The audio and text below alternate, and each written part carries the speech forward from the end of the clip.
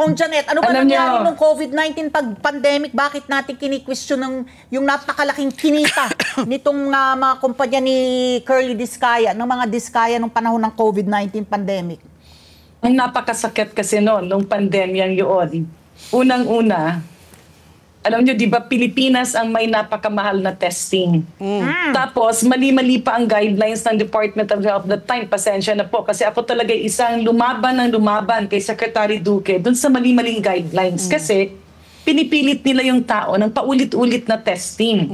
Ang ginagawa na kasi ng buong mundo, kapag ikaw ay nag-positive, mag-isolate ka ng 2 weeks.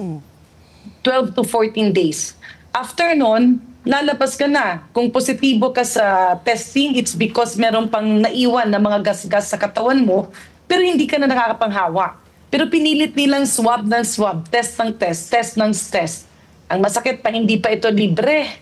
Kasi napakamahal. Di ba yung una-una, they were charging 8 to 10,000 pesos, samantalang sa ibang bansa, 2,000. Nung nagkaroon na nga tayo ng pondo, no, nakapangutang, nakapamili ng pang mga testing kits nga sangkatutak, kulang-kulang naman. So nagbabayad pa rin ang pasyente. And then we ended up giving it to the private sector.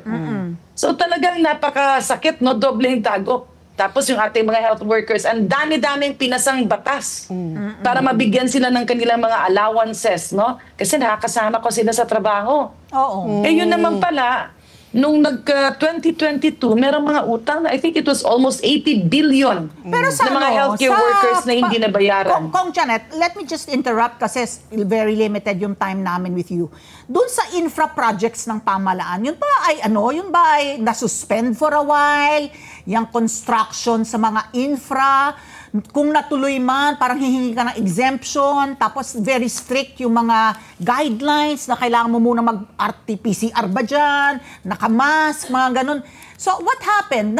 Ang inuugnay ko lang na yung kita mo nung panahon ng pandemic at saka yung may nakukuha ka bang proyekto dahil naka-lockdown tayo? Eh, ang nakikita natin, base dun sa datos, 2018 talagang lumobo na. 2019, 2020, 2021 talagang nasa mga 16 to 18 billion eh. Ang kita nila. Ito ang nandoon sa kanilang financial statements na sinubmite sa SEC. Hindi pa ito yung total projects. But remember, this is just the Discaya group of companies. Wala pa yung iba.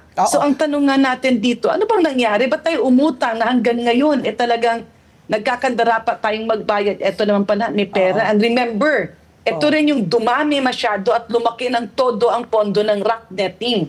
Yung pinuntahan ni Pangulo na yung mga may bato-bato na medyo hindi maganda yung, hindi priority. Sa Henon Road yan, di ba? Oo.